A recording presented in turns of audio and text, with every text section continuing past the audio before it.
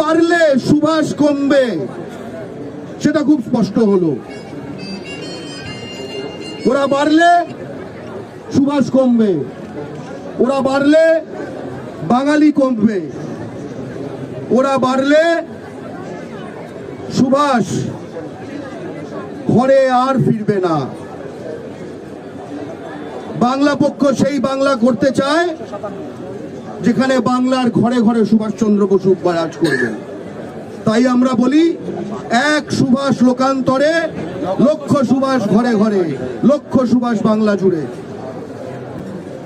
আজ আমি কিন্তু অনেক কষ্ট নিয়ে এই কথাগুলি বলছি। আমি কখনো ভাবিনি আমাদের জীবনে এরকম একখানা 23শে জানুয়ারি আমাদের দেখতে হবে। আপনারা দেখছেন আওয়াজ, রোজকারের হক কথা। For more updates about Awaaz, please subscribe our YouTube channel Rajshekhar thali.